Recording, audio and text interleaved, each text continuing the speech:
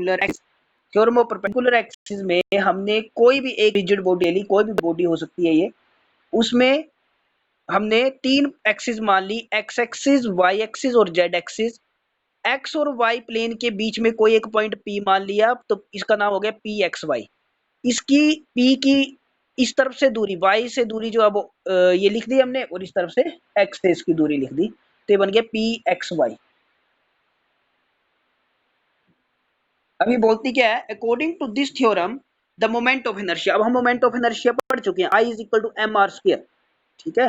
The according to this theorem the moment of inertia of a body about an axis perpendicular to the plane of the body is the sum of the moment of inertia of the body about any two mutually perpendicular axes both lying in the same plane। Definition थोड़ी सी लंबी है, पर इसमें ज्यादा आपको tension लेने वाली बात नहीं है। आपने जब एक एक करके इसको लिखना है तो आपको याद हो जाएगी।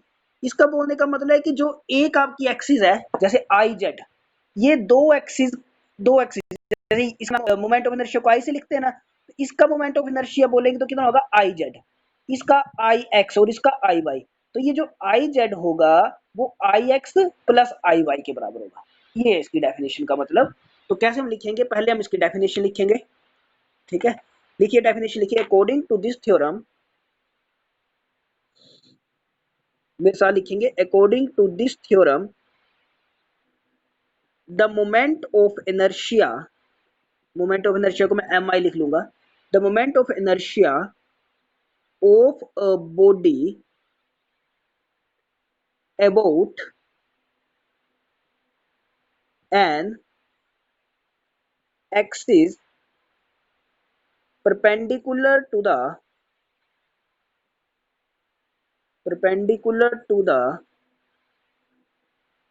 plane of the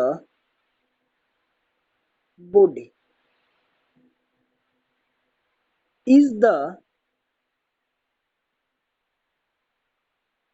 sum of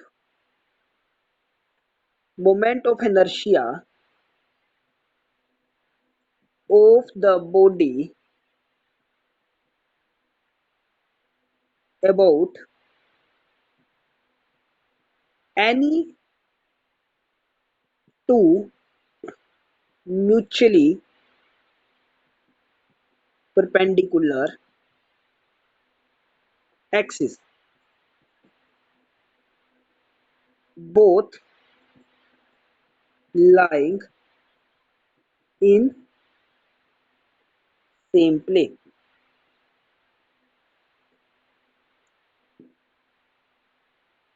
Let Iz is equal to moment of inertia. अब आई जेड की बात करें तो मोमेंट ऑफ इनर्शिया किस में होगा, ओ जेड प्लेन में। Moment of inertia about O Z axis,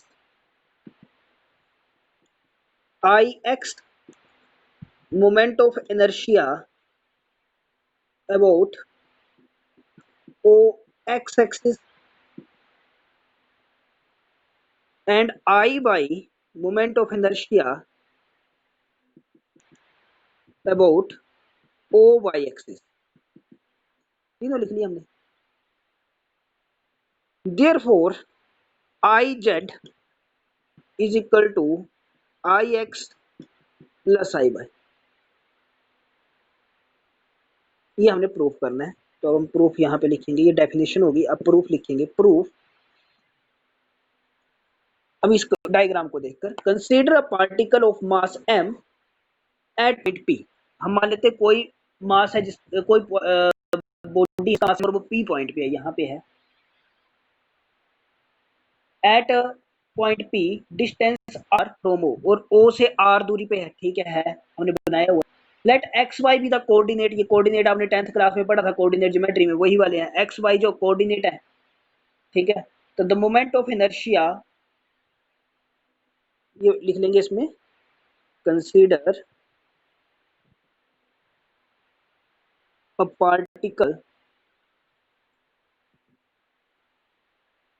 of mass m at distant r from o। Let X Y be the coordinate of the point. तो क्या लिखेंगे, the moment of inertia, the moment of inertia of particle about Z axis, क्योंकि अब ये P particle है कहाँ पे, x Y में, तो हम जेड से नोट करेंगे, जिसमें नहीं हो उसके उससे नोट करेंगे। तो moment of inertia of particle about O about Z axis. तो अब मोमेंट ऑफ इनर्शिया होता है क्या, एम आर स्क्वायर, तो M R square. Therefore moment of inertia whole body about Z axis, therefore moment of inertia of the whole body, ये तो सिर्फ P का या अगर होल बॉडी का निकालना हो तो ऑफ होल बॉडी कहाँ पे, जेड एक्सिस के ऊपर, body about Z axis, I Z किसके बराबर हो जाएगा, I Z is equal to whole का मतलब summation M R square. But अगर हम थोड़ा सा याद करें पीछे वाला, तो ये बीच वाला पॉइंट आर, आर के दो कोऑर्डिनेट है एक्स और वाई, तो आर के कंपोनेंट क्या बन जाएंगे, but R square is equal to X square plus Y square. R की वैल्यू है, इसको यहाँ पे पुट कर देंगे तो बन गया I Z is equal to summation M, R की जगह आ जाएगा X square plus Y square. इसको खोल देंगे तो बन गया summation M x square plus summation M Y square. Now summation M x square, summation जब हमने आई जेड लिया था, आई जेड, तो ये आया आर, ठीक है। अब अगर हम बात करें कि एम एक्स स्क्वायर किसके बराबर, तो ये किस तरफ जा रहा है, वाई की तरफ, एम एक्स एक्स की तरफ है, वाई की तरफ, तो ये हो जाएगा, ये यहाँ पे थोड़ी कंफ्यूजन है तो इसको ध्यान रखना है, summation M x square is equal to I Y and summation M Y square is equal to I X. क्यों होता है, ये ऑपोजिट होता है, कैसे, अगर हमें यहाँ पे इसका मोमेंट ऑफ इनर्शिया निकालना होगा तो हम अबाउट एक्स एक्स से निकालते हैं, तो एक्स की तरफ इसने कितना आया उसको लेंगे हम, तो यहाँ पे हो जाएगा, अगर मुझे आई वाई निकालना है तो ये एम, और साथ क्या बोलता है, ये स्क्वायर ऑफ डिस्टेंसेस, ठीक है, तो स्क्वायर ऑफ डिस्टेंस कितना, एक्स, तो ये हो जाएगा समेशन एम एक्स स्क्वायर आई वाई के बराबर और समेशन एम वाई स्क्वायर आई एक्स के बराबर। इसकी वैल्यू को यहाँ पे पुट करेंगे इस वाले में, तो क्या बन जाएगा, I Z is equal to I Y plus I X, या I X plus I Y, कुछ भी लिख सकते हैं, I X plus I Y. तो ये आपने यहाँ पे लेके चले थे और यही हमने प्रूव किया। तो ये हो गया आपके पास थ्योरम ऑफ परपेंडिकुलर एक्सिस। ठीक है भाई, क्लियर है भाई सभी को।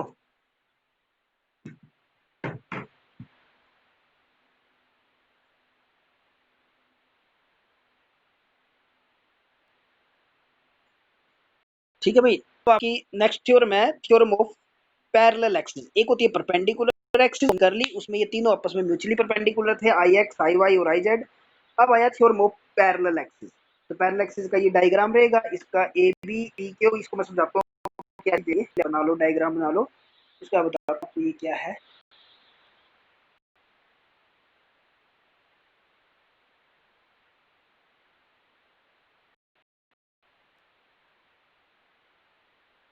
देखिए देखिए, अब बोलता है according to this theorem moment of inertia of a body about any axis in its plane and parallel to an axis passing through the centre of mass. बोलता है एक लाइन हमने यहाँ पे किसी साइड में ले ली और एक लाइन जो है वो सेंटर से होकर गुजर रही है, centre of mass. Centre of mass मैंने पढ़ाया, जहाँ पे whole mass of the rigid body concentrated at one point is called center of mass. Passing through the center of mass of the body is equal to the moment of inertia about the axis passing through the center of the mass of the body plus the product of the mass of the body and square of the distance। बची थोड़ी सी definition जो है ना, थोड़ी सी मुश्किल है, पर जब हम इसका मैथमेटिकल प्रूफ कर लेंगे तो ये जो है वो इजी हो जाएगी। देखिए जो इन्होंने यहाँ पे बोला वही हमने मैथमेटिकल में लिखना है। जब हम मैथमेटिकल करेंगे उसके अकॉर्डिंग अगर डेफिनेशन को लर्न करेंगे तो और ज़्यादा ईजी हो जाएगी। थोड़ी सी लंबी डेफिनेशन आएंगी, अब आपको थोड़ा सा टाइम लगाना, अब क्योंकि साइंस रखी है, फिजिक्स पढ़ रहे हो, तो अब इन चीज़ों से तो कोई हमें परहेज अब भी करनी पड़ेगी, बड़ी याद करनी पड़ेंगी, ठीक है। तो अब ये यहाँ पे क्या है, लेट ए बी, मैं यहीं से समझा रहा हूँ आपको, यहाँ से देखेंगे, let A B with the axis about which moment of inertia of the body is calculated. हमें यहाँ पे मोमेंट ऑफ इनर्शिया कैलकुलेट करना है। अब आप जैसे ही मैं मोमेंट ऑफ इनर्शिया बोलता हूँ तो हमें क्या जाना चाहिए, I is equal to M x square या एम आर स्क्वायर, ठीक है। ये एम क्या है, उसका मास, और आर क्या है, डिस्टेंस, ठीक है, सेंटर ऑफ मास से डिस्टेंस। तो आपके दिमाग में ये आना चाहिए कि मुझे यहां तक पहुंचना है। तो अब हमने ए बी का, हमने क्या किया, let A B be the axis about which the moment of inertia calculated. तो यहाँ पे हमने कैलकुलेट करना है, P Q is the axis passing through the centre of mass, और पी क्यू वो एक्सिस है जो सेंटर ऑफ मास से पास कर रही है, और पैरेलल टू ए बी, और ए बी के पैरेलल है। Let H be the distance between the two axis, H जो है वो दो एक्सिस के बीच का डिस्टेंस है, H be the distance between two axis.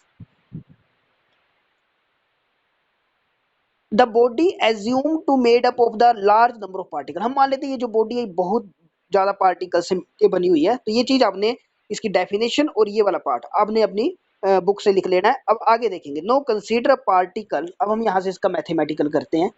Now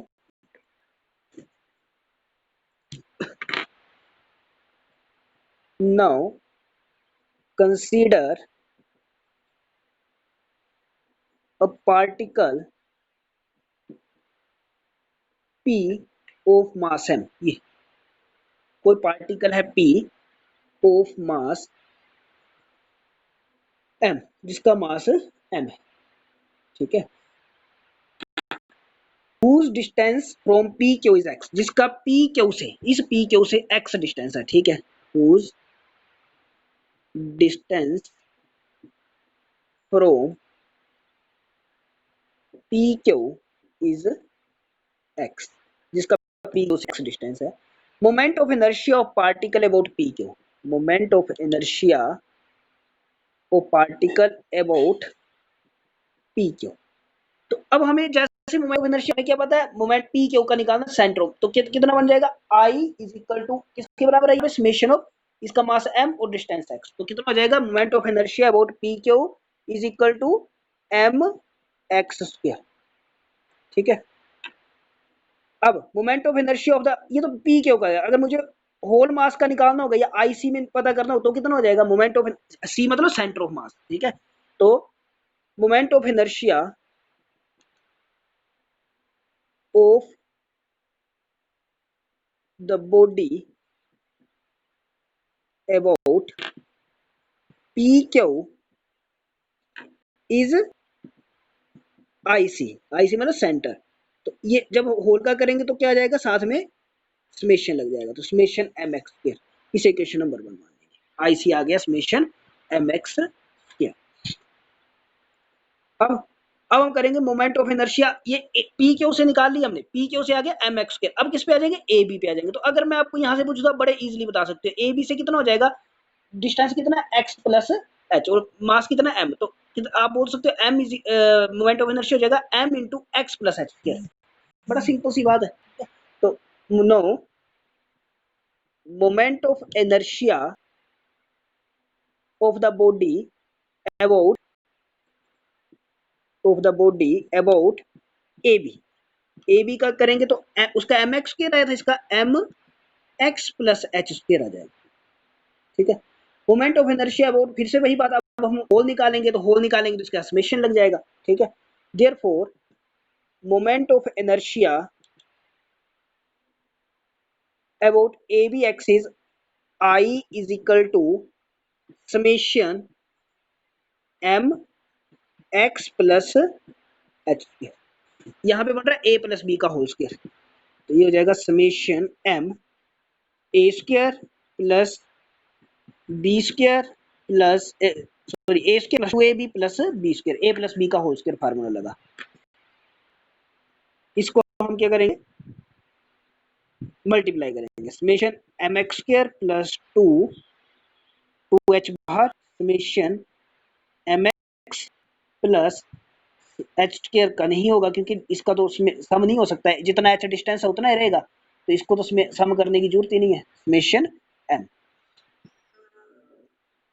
अब हमें पता है now summation M x square जो है वो इक्वेशन 1 के अकॉर्डिंग किसके बराबर है, आई सी के बराबर। ठीक है, फ्रॉम इक्वेशन 1, इक्वेशन 1 से हमें पता है कि ये जो एम एक्स स्क्वायर है वो आई सी के बराबर, तो हम इसकी जगह आई सी लिख देंगे। और समेशन एम किसके बराबर है, समेशन एम का मतलब होता है सारा ही मास, छोटे छोटे मास मिलके, तो किसके बराबर है, कैपिटल एम के बराबर। ठीक है, तो इन दोनों वैल्यू को हम यहाँ पे पुट कर देंगे, तो क्या हो जाएगा, therefore I is equal to summation M X की जगह आई सी प्लस समेशन, हाँ एक चीज रहेगी अभी तक, इसको भी यहीं पे कर लेते हैं। ये समेशन एम तक आ गया, समेशन एम कैपिटल एम के बराबर। ठीक है, and summation M X is equal to 0। क्यों, क्योंकि ये कहां से पास कर रहा है, सेंटर से। Moment of inertia about x is passing through the position is 0। Moment of inertia जो है वो X an X is passing through in its position, जो जब ये अपनी ही पोजीशन से पास करता है इसी पॉइंट से, तो इसकी जो वैल्यू होती है, समेशन जो होता है वो किसके बराबर होता है, 0 के बराबर हो जाता है। तो आपने लिखना भी है यहाँ पे साथ में, moment of inertia, moment of mass, sorry moment of inertia नहीं, moment of mass, moment of mass about x is passing through its position is 0। जैसे अर्थ के बिल्कुल बीच में जो है वो मास 0 होता है, बिल्कुल वैसा ही इसमें होगा कि जब वो अपने ही एक्सिस के बिल्कुल सेंटर से पास करेगा तो वो क्या हो जाएगा, समेशन एम एक्स, सिर्फ मोमेंट ऑफ इनर्शिया नहीं, क्योंकि देखिए मोमेंट ऑफ इनर्शिया नहीं है, मोमेंट ऑफ इनर्शिया होता तो ये एक्स स्क्वायर लगना था, वो उसकी मोमेंट ऑफ इनर्शिया की बात नहीं कर रहा है, मोमेंट ऑफ मास की बात कर रहा है। ये एम जो है ये मास 0 हो जाएगा, अगर ये मास 0 हो जाएगा तो एक्स भी 0 हो जाएगा। ठीक है, और यहाँ पे अगर आप देखो, देखिए एक्स 0 तो है इस पॉइंट पे, अगर ये जो दूरी है वो पी से इस पॉइंट तक की है, यहाँ पे एक्स की कितनी दूरी है, 0, तो यहाँ पे एक्स 0 ही है, अपने आप 0 हुआ। क्यों एक्स 0 नहीं हुआ, हुआ क्या 0, मास 0 हुआ है, तो इसलिए समेशन एम एक्स पूरा क्या हो गया, 0 के बराबर हो गया। इसे क्वेश्चन नंबर ऊपर 2 मान लो, तो from equation 2 I is equal to summation M square की जगह आ जाएगा आई सी, ये तो 0 हो गया, इसको लिखने की जरूरत ही नहीं है। समेशन एम जो वो कैपिटल एम के बराबर हो गया, और साथ में एच स्क्वायर, तो ये आ गया आपके पास I is equal to I C plus M H square. ये आ गया आपके पास है perpendicular X, parallel axis, theorem of parallel axis. तो ये दो थ्योरम है, बहुत ज्यादा इंपॉर्टेंट है, ये आपने करनी है।